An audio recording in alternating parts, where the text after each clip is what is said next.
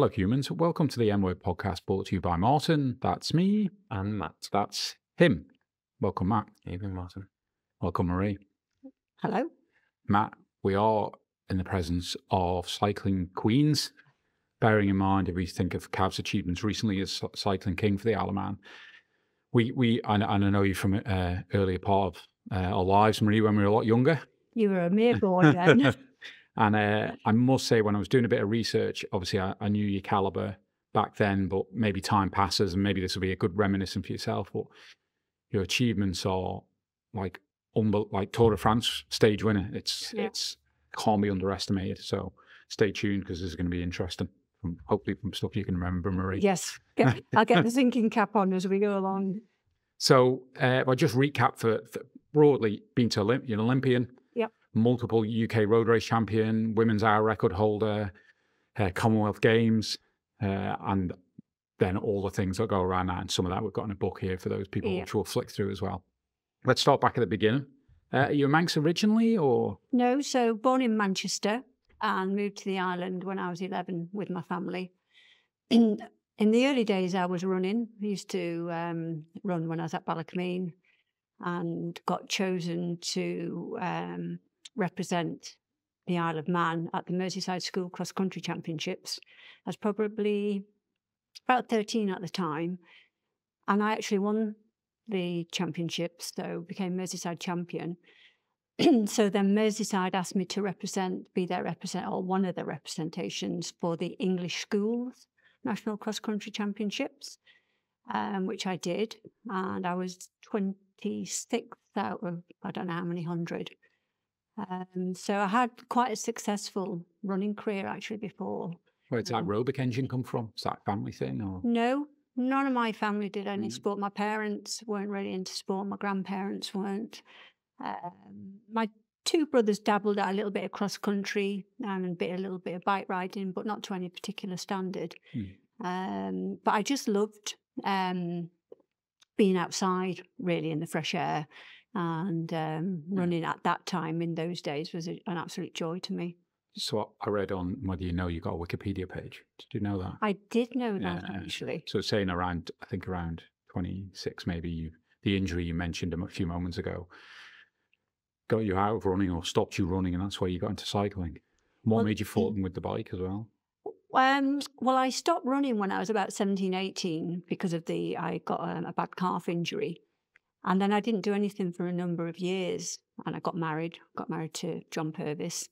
And he was out playing golf a lot of the time. So I was just sat on my own at night watching all the soaps, putting a bit of weight on. Got to the point where I was feeling genuinely unfit. And I thought, I need to do something about this. So John, being a cyclist before I met him, still had an old bike. So he adjusted it for me. And I really only ever went out on the bike or started going out on the bike to get fit. Mm-hmm. That was it. Nothing else. Not to compete, just for the wellness of it and being back out in the fresh air. I'd imagine it would look like you're on an adult's bike, a child's bike, because John was fairly big and stature-wise, and I think the seat was right down. I'd imagine it was on that. I think the seat was down to the top tube, and I think he probably put a shorter stem on it as well. Okay. But it didn't matter because I was only going round sort of Douglas on it. I remember going out the first time. I think I did about 3 or 4 miles. I was absolutely knackered. Bobsy got the bug. I got the bug, and I used to just start, because we lived in Lauriston Grove, just by the grandstand. So I started edging out towards Peel. And I always used to get to Ballacrane and turn around thinking, oh, no, Peel's a long way. And John got fed up with this, and he said to me one day, just get yourself to Peel, 20 miles there and back. And I did this particular day. And coming back, I saw, I think it was, it was either Jackie Fletcher or Jane Mooney. There was a couple of female cyclists. I didn't know who they were at the time, coming out to Peel. I was going back, and I had like baggy tracksuit on, and they had all the kit on. And I was looking at them because I had to stop at the traffic lights. And my thought was, they look like proper cyclists. I wonder if I could beat them. Right. And here's me worrying about just getting to Peel and back. And in the next breath, I'm thinking, I wonder if I can beat them. And I think that was the competitiveness in me. Yeah. And is that a family trait, the competitiveness? Or? Oh, absolutely. Okay. In anything. Right. Even the most ridiculous things. Yeah. I think that's a healthy habit to have.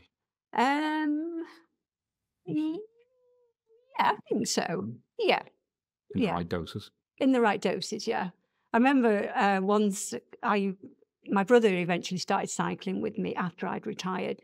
He decided he wanted to get fit, so he got a mountain bike, and we used to go mountain biking, talking about competitiveness within the family. And a guy called Sean Fox had been out with us as well. And we were at Ballasalla, and we were coming back on the back road from Ballasalla to St. Mark's. And I was on the front. It was a grim day. And I kept looking around. My brother was on my wheel. We'd lost Sean.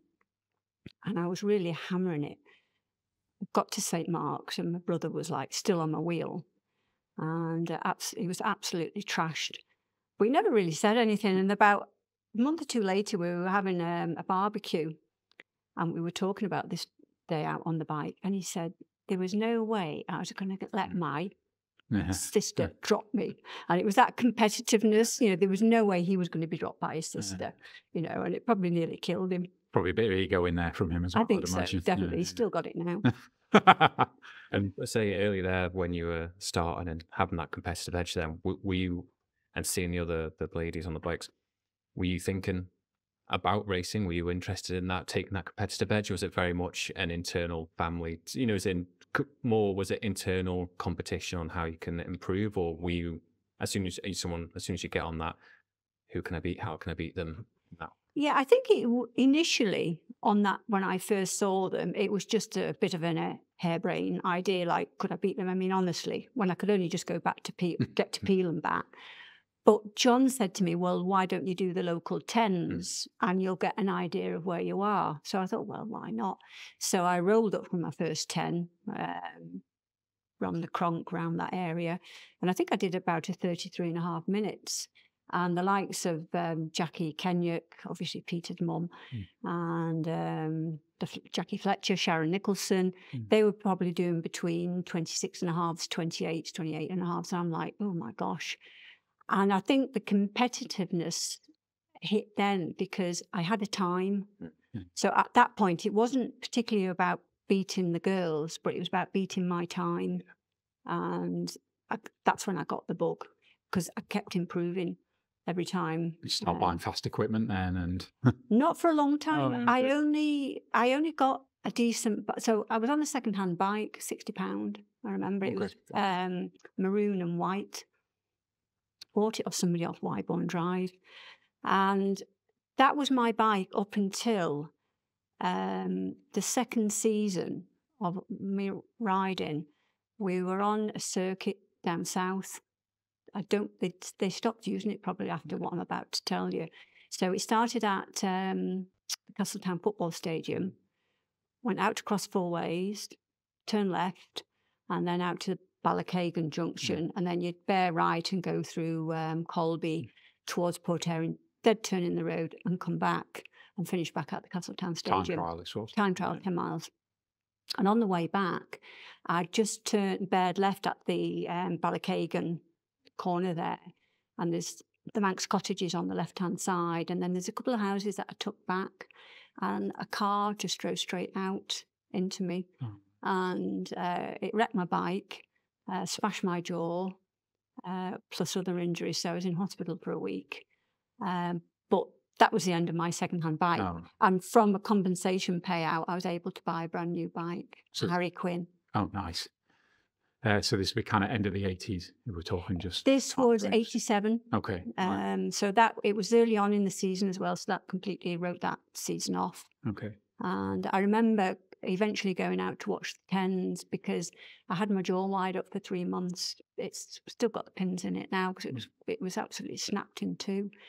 And I remember going out to watch the 10s when I was feeling a bit better. And it was like a float night, and all the records were broken, and Jackie Kenyuk had beaten the women's record. And I was like just watching, like that's it. Couldn't wait to get back out. I was just going to ask there, how do you deal? I know we've talked about other ones, but how do you deal with injuries in that sense? Are you someone who's can sit back, understand the process? I know I've got to heal, or are you how do I get back on that bike and raring to go, and maybe as we know with some athletes, trying to cut corners to make sure they're on it as soon as possible? I think when I was cycling at that standard, or as I got better, I would listen to what I was told and I would rest when I was told. I don't anymore. I just keep thinking I can You're keep supposed to going. learn as you Well, get yeah, older. but no, I've not learned. I'm going the other way now. And I was lucky that I didn't have that many injuries. So the biggest injury, obviously, was being knocked off my bike by a car.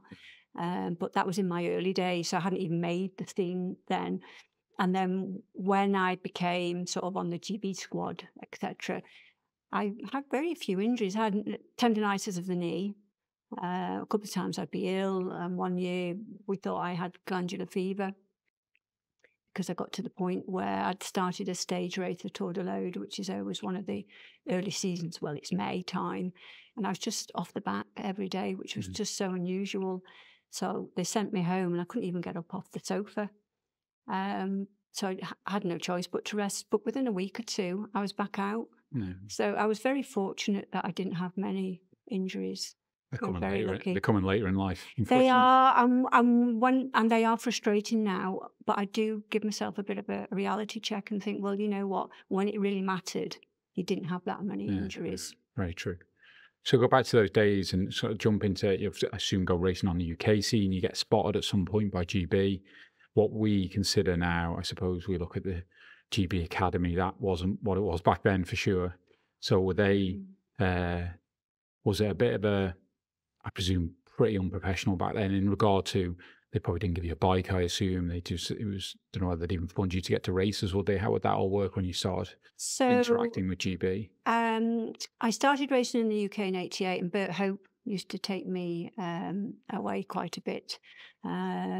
And we were doing, or I was doing a race around Cheshire, and Doug Daly, who was one of the British Cycling Federation, as it was called in them days, he was one of the scouts. And Bert actually went over to him and said, "You want to watch this girl? She's going places." And then I came in about 38. Right. But over 2 years, up to the 1990 Commonwealth Games, I was slowly improving. And the Isle of Man Cycling Association said to me in 1989, the start of 89, that if I can get 3 top 6 places in the Joe Bruton, which was the National League, GB National League, they'd send me to Commonwealth Games. So my first race, actually, that was the first year I did the Joe Brutons when Bert said to Doug, that was in 1989, and I was 38. And I thought, how on earth am I going to get 3 top 6 places by the end of the season? I think there was probably about 12 races. So with the first few, I was just finding my feet, really, because I'd only raced locally. And then I just gradually started improving. Within that first season, I got a 10th, an 8th, a 5th. The penultimate one, I got a 3rd. And the last Joe Bruton, I actually won. So I got selected. So I think, going back to your question, the scouts were obviously seeing that progression in that year. Didn't perform well in the 1990 Commonwealth Games, but Joy Potts, who was the women's coach, obviously realised I had talent, and she started selecting me straight away. And it didn't go down very well with the seasoned riders for Great Britain. You know, they were a bit sort of standoffish towards me at the start because I hadn't had any major results. And I assume, well, look, when we're talking the Commonwealth, obviously you went there representing the Isle of Man. Yeah. Yeah, okay, yeah. Yeah. But they'll see you, they'll see a GB team there seeing you as well. I didn't perform very well at the Any first reason? Commonwealth Games. It was just because it was up the next ladder. So I'd done well nationally in Great Britain, and sort of got some really good results towards the end of that season. But then when I went to the Commonwealth Games, it was like a whole new ball game. I was riding with international riders, and I just got spat out after a couple of laps, and I was really upset. But I thought, right, okay, 4 years, I'll be back. Okay, so I presume, you obviously go into, if we go next season, 91, and obviously we'll go on to 92. That just gives you motivation to. I think about, we talk in many environments about, and let's not call the Commonwealth Games a failure, but if you internally felt you didn't perform and that you failure, again, is a strong word, but it was your motivation to go again. Yeah. Oh, it was a learning curve, and it just made me so determined. because I knew how well I'd progressed within the few years that I had been racing. And I just thought, I didn't think there, right, okay, 4 years' time I'm going to medal. I eventually did over the ensuing years up to 1994. The more I got into the cycling, I thought, yeah, especially the last year of racing before the 94 Games, I thought I could be on, for, I'm good enough for a medal. And I don't mean that big-headed, it's just the form I had. Lost my train of thought then. I knew I'd do that at some point. Well, I was going to talk a bit about that space of time. Like, again, we look at sports nowadays and nutrition and training. Yes, so obviously back then, I guess it's a lot more, you're on your own really, and you kind of find your own training methods and what works for you. And again, I guess nutrition was there to a degree, you're not out boozing, but there's no real science behind it. There was no scientific stuff there at all, whether it was within the training or the nutrition or psychology or anything like that. You just rode your bike basically. And if when I did start getting selected for GB, once I got across the water, so once I left the island and got into the UK, then your expenses would be paid. But we were always on a shoestring. We weren't flown here, there and everywhere. If we were going to Europe, it'd always be 9 times out of 10, we'd be in vans and cars. So it'd be a longer journey. And perfect prep for a race, isn't it? Sat in the car for 12 hours. You know what? I always think that every generation has it better than the last. So the next generation after me, well, when I retired in 96, the lottery funding came in 97. So that's just how it was in those days. And you didn't really know any different. Although once you got into Europe, some of the European teams obviously had far better backup and facilities and, nice sort of team, not the big team buses that you see now, but certainly better than cycling. Yeah, I think we were the poor relations, shall we say.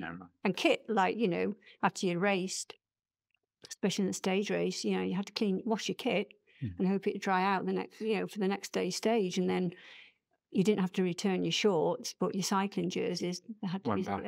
Right. Yeah, they were just on loan for the race.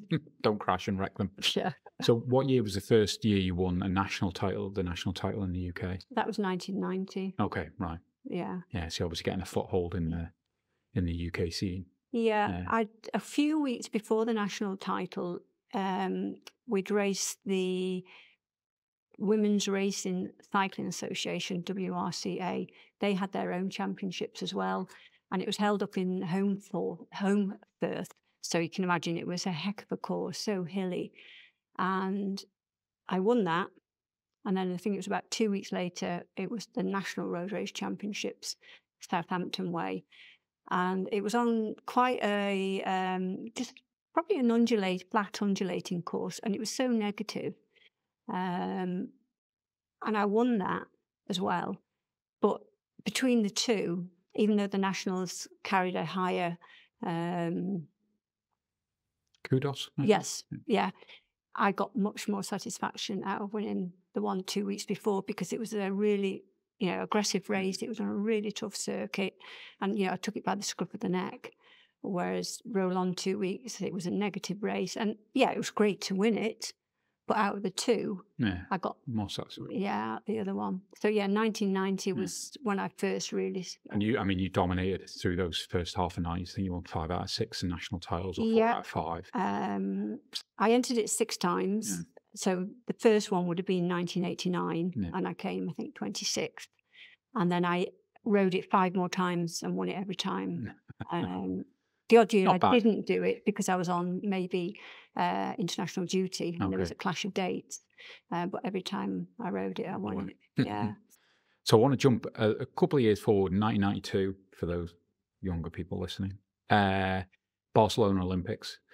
First of all, in a moment, recap that kind of time when you realised this was either on the cards and you selected, and then I think it's important to just chat about. So 92, for those that don't know, Chris Boardman, who most people should know, obviously rode the Olympics on the track. I don't know, Yeah. I rode the road, I don't know, but he won the gold medal in the time trial. He rode a Lotus bike, which is That's like an right. Yeah. iconic bike now. Yeah. And he worked with a guy, I can't remember his first name, Peter Keane, Yeah. who was working. They did a lot around the tech side of it. And when you look at Sky now, or sorry, Ineos and British Cycling, they put a lot of that where they are today. That was like, he was competing with another guy, Graham Mowbray, at the time. That's It was right. that was really the nucleus of bringing science and That was the technology. start of it. Yeah, So absolutely. from your side, I don't know how much, I won't say interaction with Chris per se, but that environmental, but they very much outlies over here, and just that experience and looking back. I was quite lucky because I eventually Chris put a team together, Kodak, and it was predominantly men. I think there was about 6 men in the team, but they put 2 women in the team as well. One was Yvonne McGregor, who went on to she went on, well, she was just world class Glitter in a as career, well. yeah. So there were 2 women on the team. So I did actually have insight into sort of that side of it, more nutrition then. I think, what year would I have gone into that? Probably 93. Yeah. I probably went on to the Kodak team. And it all started to get more scientific. Then you started to use your pulse meter, and you had your zones, training zone 1, 2, 3, 4. And interestingly, John, who I was married to at the time, always said there should have been a 5th training zone. And I think there's actually about 6 now. I don't know, because I don't train like that anymore.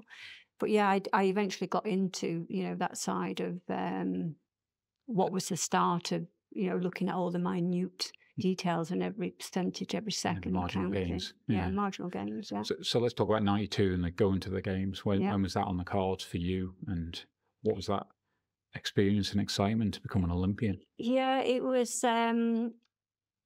Nice one question before you start. Yeah. Does that feel like you when you look back? I remember chatting with Pete Kennick, and he talks about his career. And I did another podcast, and he said, just doesn't feel like me. That was like a different life. Maybe not quite the word he used, but Yeah, I suppose it was. Because you're in sort of a bubble, not like they are now, because every whim's catered for these days. And I don't mean that disrespectfully. But you are in a bit of a bubble because you just live, breathe, sleep, your sport. So yeah, you are a slightly different person. I wasn't sort of sure that I'd get selected. I knew I stood a good chance because I'd won the nationals, because they used to do a lot of their selection on National Road Race Champs and the National Series. And I was never out of the top 3 of the National Series and won the whole series numerous times. So I think that happened in 1990 and 91. So I did get selected. I was absolutely over the moon, as you would be. But I wouldn't have said I was the strongest team member. There was Louise Jones, Sally Hodge, I can't remember the other girl. And my job was probably more like a domestique, probably. I was not sort of the leader. The leader. But did you go to the opening ceremony? No. It's so surprising you say that. Obviously, the Olympics are on at the moment, and somebody was talking about it yesterday only. And I was saying that one of my regrets from my sporting career is that never going to an opening or closing ceremony at the Olympics. And the reason being is that the women's road race, I'm not quite sure. Well, it's later. It's sort of this weekend now, isn't it? But when I was riding, we in the first day or 2, so there's no way you wanted to be stood around for hours on end waiting for the opening ceremony. And then come the closing ceremony, you'd gone because you had another race to prepare for. And certainly, it being in Barcelona and the second Olympics that I went to in 96 were Atlanta, there's nowhere really to train for a road cyclist. So, no, I never went. Just go there, do the job, and then go home. Well, that was it. So the actual race, there'd been numerous attacks through the race. There'd been a couple of crashes. A couple of our girls had gone down, but got up, and the group was together. And there was about a lap and a half to go, and I thought, I've got to have a go, because that was always my style. I was an aggressive rider. I thought, I can't just not even try. So I attacked, and I got away with an Italian, Anna Maria Oh no, why did I just say Anna Maria Cotillo? She's a local girl. Tacuto, sorry, an Italian girl, and she actually wasn't that strong, so she couldn't really do any work with me. So the two of us got a 20-second gap coming up to with a lap to go, which was about 10 miles. And you went through obviously the start-finish area, which was uphill. And as soon as I got out of the saddle, I realised I had a slow puncture. So I thought, well, the pits are just up the, I could see the pits. So I knew that the cameras would be on me with being out in the lead. So I just kept pointing to my front wheel in the hope they'd pick up that I had an issue. And the men's team riders were stood across the road watching, and they had picked up what I wanted. The pits hadn't. So the men's team were trying to shout across, but of course with the helicopter sounds and all the noise, they just couldn't hear. So I came up to the pits. They weren't prepared. They weren't ready. Front wheel puncture. Simple.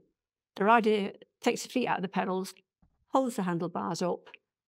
Mechanic drops the wheel out, puts a new one in, off you go. Well, they weren't ready. They panicked. I had a spare bike in the pits, so they went and got that from the back of the pits. Put me on it and pushed me. It was on the big ring, and obviously it was on a hill. It's just a bit of a nightmare.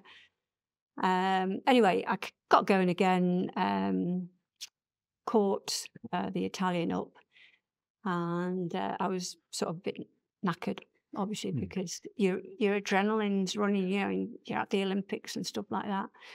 And then the next minute I knew was Cathy Watt, the Australian who went on to win. Just came flying past us, didn't even see her. She obviously wasn't going to take us with her. She was on the other side of the road and just absolutely went mad. Couldn't do anything about it. And then eventually got swallowed up by the bunch halfway through that last lap and came in about 26, I think. Were you ever nervous going on a bigger stage, and those, even any of those steps you talked about in the last sort of 20 minutes? You turn up at a race, were you ever, I say, nervous or felt you're outside your comfort zone? Certainly not in the UK, but when I started competing in Europe, definitely outside of my comfort zone, because I'd gone from, say, a bunch of between 30 and 50 riders to suddenly 120 and 130 of all different abilities. And I didn't have those skills of really mixing it. And I used to just be swinging around the back all the time. And in one sense, it probably didn't do me too much harm, because I was having to try a lot harder than the ones up the front, because every corner you went round, the elastic went and you were back on, off and on. And it took me a couple of seasons probably to get confident to ride up the front. And I think you also had to earn that right. It's funny, I don't know whether that's the same in the men's cycling, but certainly listening to the sport now, it seems there's less almost hierarchy. Yeah, there certainly was in those days. I don't think, like I talked about the GB girls not being particularly too welcoming at the start, because they were probably thinking, who's this? And again, once I got on the European scene, initially they wouldn't have been thinking, well, who's this? Because I was at the back. But when I did start getting up towards the front, it was a bit like, oh, well, who's this? And it's almost like you have to earn their respect.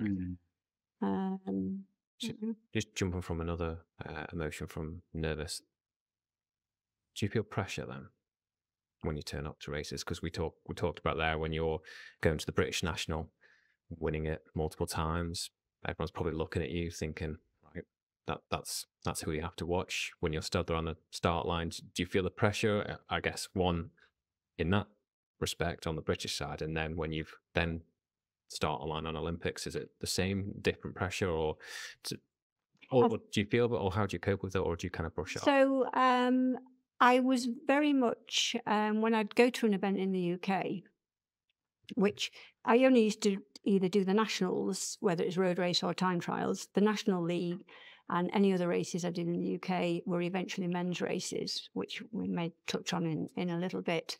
But I just had my routine. I'd get to the event, I'd do my warm-up.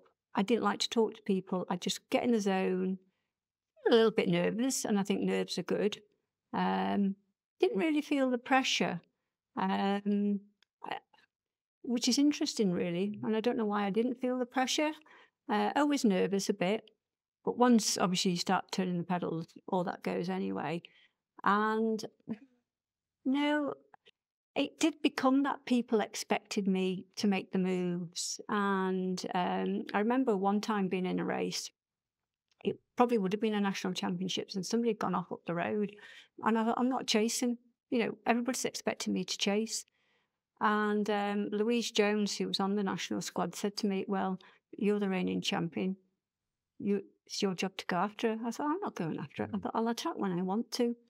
And one thing I always had was self-belief, always. And I don't mean that, again, in a cocky way. I didn't think, I'm the best, not that sort of belief. But, my belief of performing to the best of my ability. And so it's not often I actually felt the pressure. Probably did at the Olympics. I mean, that's a different thing because in the national series, you're representing yourself or your club, Manx Viking Wheelers or whatever.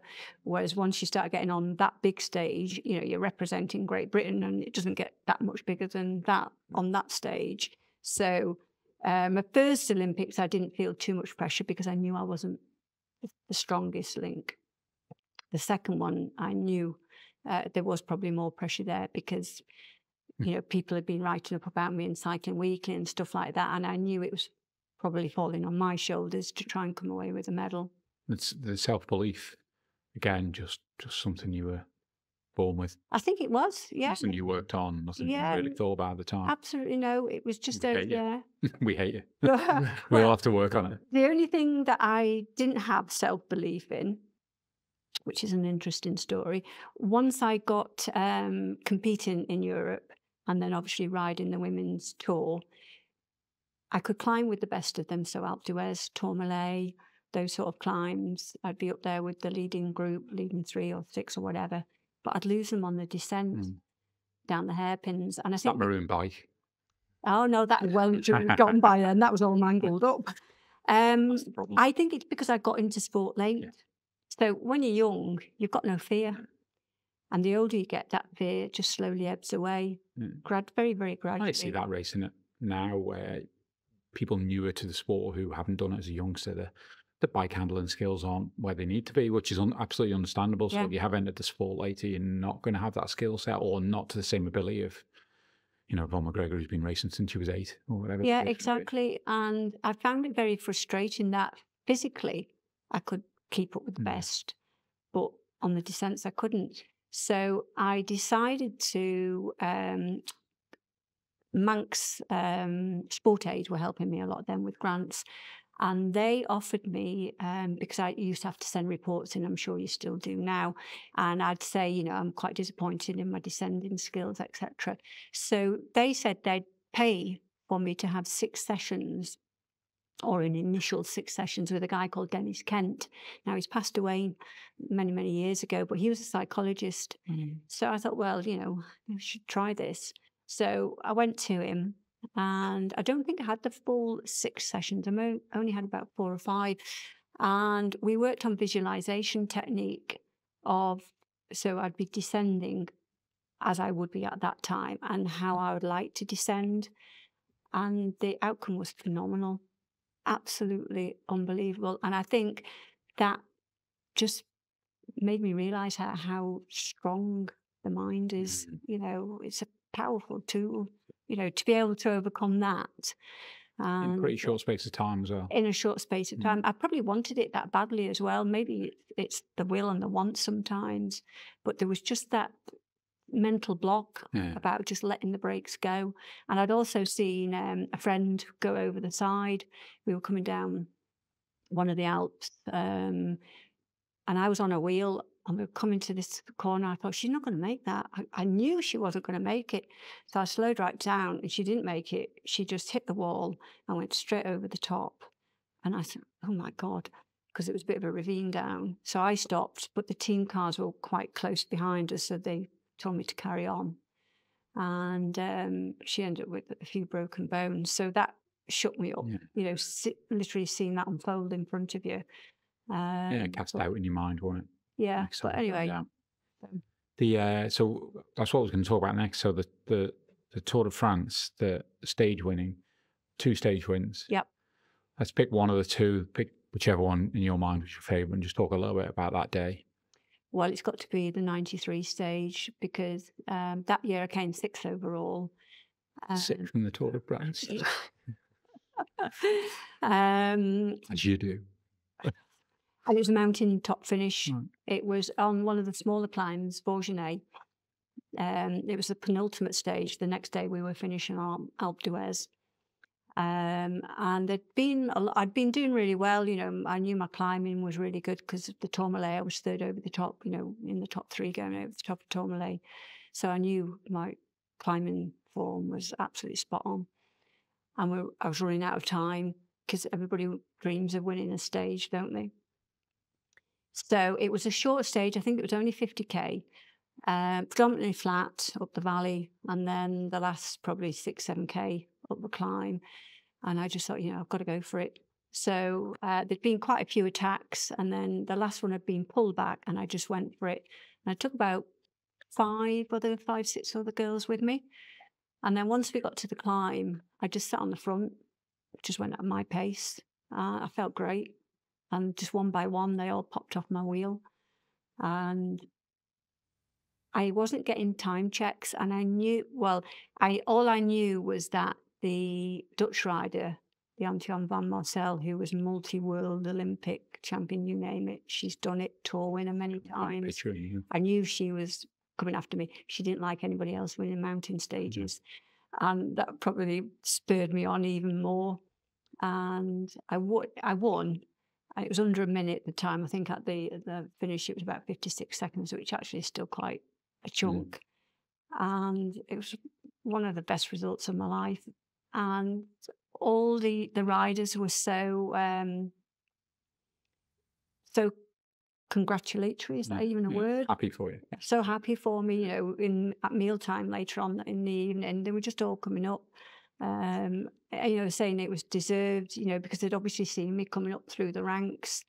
And that was... And at that stage, you obviously, I think Tour de France now you ride for trade teams. Was that riding for your country, or was it a trade team you were riding for? No, that was still riding for, when I say my country, GB Cycling didn't send a team. So I just went on my own back. Oh, okay. Right. So funded it myself. Right. And just had... And if you got, I presume, a stage winning trophy or something, I'd assume. Well, I should have brought them with me. Yeah. Like the men get... What do the men get these days? Is it a lion they get for an overall winner or each stage? Yeah. Although we've not seen them this year. Yeah, I think they normally line the front of the bus or something. Oh, yeah, I think there's something different this year because I remember watching it this year and thinking, oh, where's the lion gone? Anyway, the women didn't get a lion.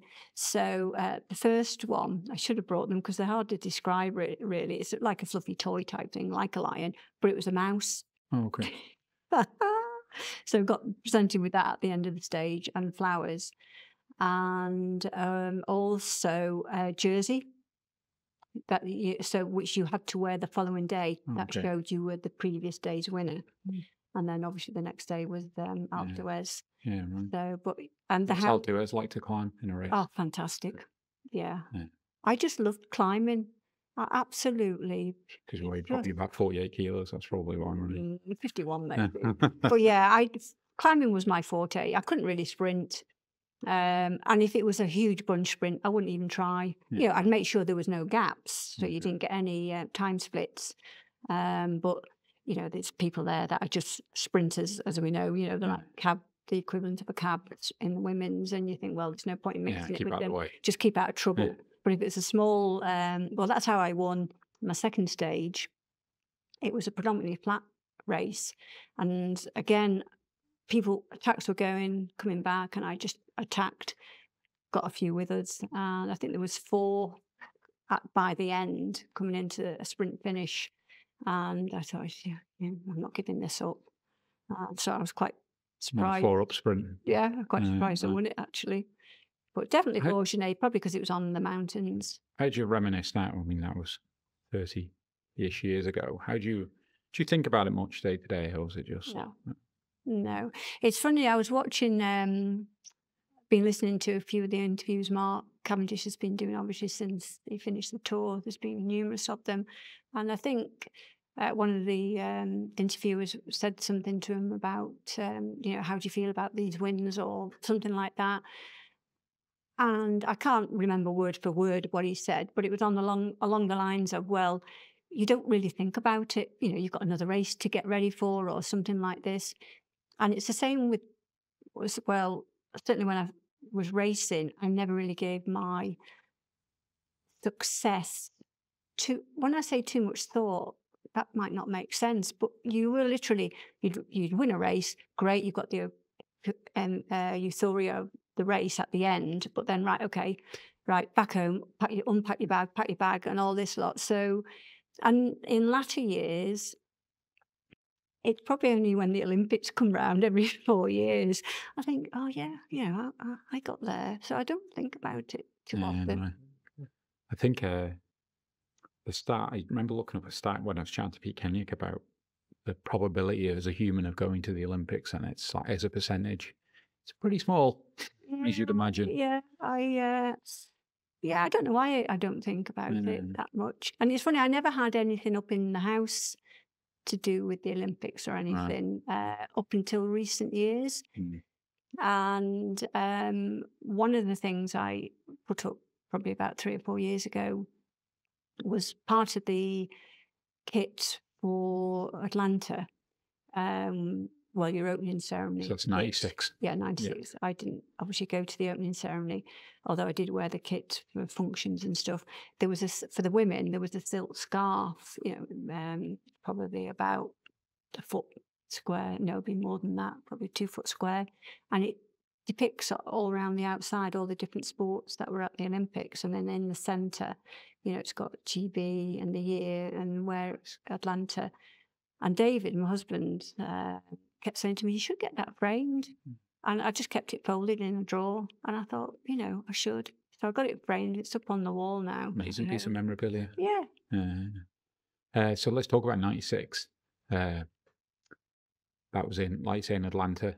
You mentioned from the early Olympics, maybe you're more of a sporting role, but this, I guess you were more front and centre. Yeah. So how was that? How was that event ride?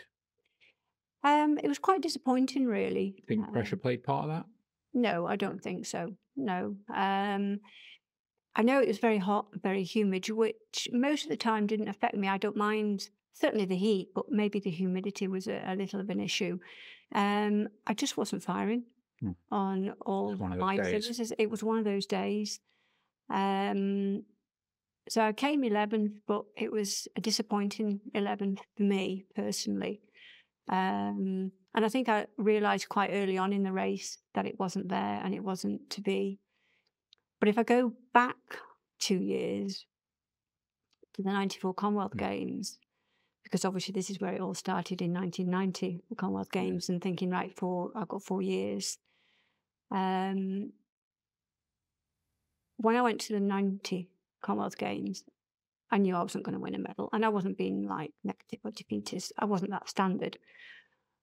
Roll on 4 years, I felt that I was definitely capable of a medal. That was what I trained for 4 years, a medal. And they had a descent so climbing was good for me, obviously, and descending got a lot better than it used to be. But there were still a couple of riders that were better than me on the descents, namely Alison Sider, a Canadian, and she was a good sprinter as well. So we went out to, because the games were in Canada in 94. And what I used to do to nail the descent on the day was my then husband, John, he hired a scooter and we'd go out early in the morning, descend down the hill. He'd just go ahead of me on the scooter, making sure the road was clear. And I'd batter down as fast as I could, taking the racing line. Then when we got to the bottom, I'd get off my bike, put it on my shoulder, get on the back of the scooter, go back up, kept doing that. And then on the day, It's interesting just listening to that, about think about preparation, and obviously like nowadays they've got Google Maps. They read, Cav will talk about, and they took in his HTC days, the importance of understanding the circuit. So that kind yeah, of thing you're doing back then, yeah, looking at, I suppose, your weakness, if you want to call it yes, that, and exactly. trying to And improve yeah, it. yeah, trying to make sure I nailed it on the Yeah. day. And I knew I had the form. I was absolutely one of the best parts Yeah. of my life, form-wise. Climbing wasn't an issue at all. I was right on the front there. Descending, I was probably leading the descent a number of the times. And then, so you came down the descent, you took a right-hand corner and went through sort of a built-up area, then another hill, and then downhill. And I was changing from big ring to little ring, and the whole thing just unshipped. The chain got jammed between the block and the rear stay. Yeah. And so I couldn't even pedal. It was completely jammed. So I had to get off. And funny enough, that happened near the pits as well, because they had various pits around the course. There's somebody from GB squad, actually. Well, it's B England in Commonwealth Games. They ran across and unjammed it for me. I got going. The top girls had attacked. They'd seen I had an issue, so attacked. So I think there was about 3 laps to go, and I was 2 and odd minutes down probably by now. So I just raced like mad. And coming into the finishing straight, I caught up with the group, small group, maybe 4 or 5 riders that were sprinting for the bronze. And I got 4th. And Alice Sider, who I just mentioned earlier, who was good at descending and sprinting, she got the bronze medal. I was gutted because Barcelona, okay, it was the Olympics. I just took an opportunity. But Commonwealth Games, I had to form for a medal, and to come 4th after a mechanical was so disappointing. Does it bother you now, or kind of it's a long time ago? No, I think with sport you have to take the good with the bad. You really have to, because if you can't, a lot of people sometimes have a lot of bad times, injuries and stuff like that. And it was the same with the Olympics when I got the puncture. Yes, I was desperately upset, but I think that can define a person, how they deal with it. And it's right, okay, take the good with the bad. And the more you rely on, so if you're a swimmer or a runner, yes, you could get injuries, but you've got no mechanics. But once you get into cycling, or even in different sports in life, motorsports and stuff, you've got that additional mechanical-ish thing where something could go wrong. You control. Yeah, exactly. So what stopped you cycling after that? So 96, I was 35, coming up to 36, and I'd plateaued. I'd been sort of, for the last 3 years, been sort of the best in Britain and, up there on the world stage. And I just didn't think I had any more to give. I remember thinking, if I look one day, I'll look back and think, could I have done something different? And I just felt, and still do feel, that no, I couldn't have done. I gave it everything I possibly had, and there was the expense of it as well. Living on the island. Okay, I did get the sports grant, and Ramsey Crookles were good. They'd keep my job open if I took a month out, or Olympic year. The last Olympic year, I took 6 months out of work. They kept my job open for me, but didn't really have the money either. And when that sport finished, and again, we've spoken to athletes, haven't we? And you speak to athletes, they commonly now, they talk about having a purpose, and because their sport's gone, they're kind of just, they end up in not, whether it's mentally not in a great place or just physically not in a great place. How did you find that when you lost that, let's see, well, we won't call it a crutch, but that sport, that identity? Were you okay? I think it was okay. Yeah. It was maybe because you had a job and you had, I guess, a life structure, and cycling fit into it rather than it was just cycling and nothing. Yeah, I do. That's an interesting comment, actually, because most or a lot of the top athletes, that's their job these days. And I often wonder I don't think I would have coped being a full-time Interesting. athlete. I really don't. I think you need, or I certainly would have needed, a diversion.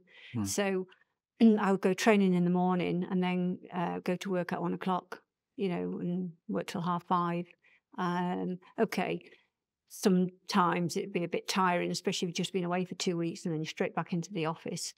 But I don't think I would have liked to have been a full-time athlete. Right. What? Why? Describe why. What You do just you got do? bored, or Yeah, what do you do with your time? I know, obviously, you've got your racing. you did Jerry Springer all afternoon? That's what I'm thinking. Sat on the I couch. can't keep still. I'm an active person, whether I'm active in sport or in my general life. I can't sit still for 5 minutes. And I just think, well, what do the athletes do other than their training? Obviously, in the season, whatever sport they're in, they've got the season of competition and their training. But during the winter or whatever, yeah, they train. But what else do they do? Yeah, I mean, from bits I hear, if we're particularly talking cycling, it's just rest, isn't it? That's Yeah, which, I like you say, is so. difficult. Lying around doing nothing for 3 or 4 hours in the Yeah. afternoon. I guess that It's maybe not in my makeup. Yeah, yeah. I couldn't have done it, but So it's almost fortunate when we look at certainly I guess the profile of women's cycling now is a far better place than certainly it was a few years ago, probably let alone in the 90s. So maybe the advantage of not being at that profile and you not being able to be a full-time one actually played into your hands. yeah, probably. We were just talking about women in sport. I would say that the women's team, I remember one day when we were on the women's tour, the accommodation was that shocking and the food we were given was that shocking. When we rolled up for the start the following day, we refused to start Right. because we knew all the hierarchy. The officials and everything were staying in the nice hotels just down the road. And we were staying in school accommodation because obviously school was out for the summer. And the school was being renovated. And it was like being on a building site. It was shocking. And then our evening meal was, what do they call it? It's powder mash. Oh, right, nice. Yeah, What yeah. do they- Smash. And goodness knows what the meat was. It was horrendous. And tin peas. Bit of cat. And you think, the men aren't treated like Yeah, this. The women were certainly I'll tell it sounds like the snobby story that's going on at the moment in the Olympics. Have you heard with the basketball team, the American basketball team? Don't like the accommodation. Oh. So they've gone and rented a £25 million villa. So I assume you're doing something similar. Oh, I wish. I wish. I don't know whether it's 25 mil, but it was a lot of million because they're accommodation. Similar. That I think they're in similar of that nature that the organisers have put them in. Paper beds. Yeah, literally boxes with a mattress on and things like that. So I've seen stories where the similar the competitors have to buy their own mattress, buy their own, it's all this extra stuff because for whatever reason, the organisers have decided to cut costs, whatever it is, but similar in that sort. And then you think, you said, how are those athletes supposed to? But they're all divas like humor. Oh yeah. Well, the worst accommodation. That accommodation was quite bad. The worst accommodation, and we were in Europe. I can't remember which European country we were in. The accommodation for 2 nights was actually in underground bunkers. Yeah, underground bunkers. Yeah, it was a bit claustrophobic, at least. Yeah, no daylight, grim. So post cycling, you obviously kept fit. We maybe just finish off by touching on the importance for yourself of exercise in your life, and does that help you keep a balance? Obviously, retired now. Talking before we came on, you've been doing walking, etc. How important is that doing sport for you and maybe listeners that's kind of a pillar of your life? Sport for me has always been very important for various reasons. I mean, obviously, I like to be competitive. I like to physically get the best out of myself. I think for well-being, it's good. Fresh air. I just love the Isle of Man. I love the beautiful island that it is, and getting out there and the views. So even now, as you say, so when I stopped cycling, returned back to my running. Did the Inter-Island Games half marathon in 2001 when they were on the island. And that was phenomenal to actually represent the Isle of Man on the Isle of Man, although it was a different sport because I'd gone back to running. So what made you go back to running? I think I just wanted a break from cycling. And I'd been asked a couple of years after retiring, I think it was only 2 years, would I do London Marathon for a charity? Leonard Cheshire Homes was the charity. And I was given 4 months to prepare for it. So I thought, well, give it a go. So, and I raised £5,000, for the charity, which was great. But I think I like my running. Sub 3 hours probably, did you? Oh, 3 hours 13. Yeah, so. 4 months training. So I think, that got my bug back. And then obviously there was the Inter-Island Games coming up. So I thought, well, I'll try and get selection for that. And then sometimes the bike can be a bit, it's not that the bike's tedious, it's the getting ready, getting the bike ready, getting your clubber on and what have you. So it was a nice break to go back to the running. And now that I'm getting older, I need to perhaps look after my body a little bit more. I pick up injuries, easier than I did do when I was younger. And I just think, I was out driving somewhere yesterday, I can't think where I was going. It was later on in the evening, and the amount of people I saw out either on their bikes, walking, running, and I just think, it's great that you see these people from all walks of life. They don't have to be top athletes. They don't have to be top local athletes, just to get out and enjoy this island that we've got and enjoy the fresh air. And interestingly, I got a text message from a friend last night now. She must be in her 70s. Her and her husband, and they've both been ill in the last year and had a couple of operations. And she sent me a message and she said, we've realised we've got to start looking after our bodies and keeping it strong. And she was asking if I could recommend, somebody to go and talk to, or, a club to join to start getting fit. And I messaged her back, I gave her a few ideas. And I was only thinking last night that it's so important, your body. Without your body, you're nothing. You've got to keep it strong, no matter what age you are. And you don't have to be going out and busting the gut. Just trying to keep your muscles strong, because that's what props the body up.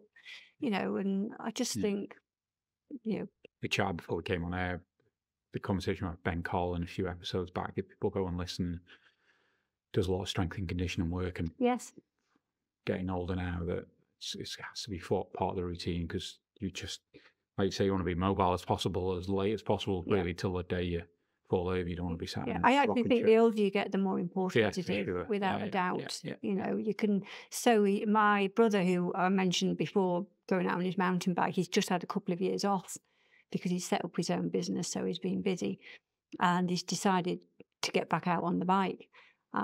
We've been going out a couple of times, and he was saying he just can't believe the amount of muscle mass he's lost. I mean, he's got a job lifting, he's a joiner, so he's lifting heavy things all the time. But he said the muscle mass in his legs has just disappeared, and you can get that back just by working it. And that's the same with any muscle in your body. I was just going to say, was that an excuse for not being able to hold your wheel, was it? I wouldn't say that to him. Marie, thanks for joining us. We've got this book here. I suspect, being cycling dorks ourselves, we could probably see it for 3 hours, but we appreciate it. It's been a fascinating chat, and picking up on some memories as well, which is great. It's been fabulous going down memory lane. I'm sure it feels like a lifetime ago, but an amazing career as well. Thank you. Thank you. Thank you very much. It's a word out from Mon. A word out from Matt.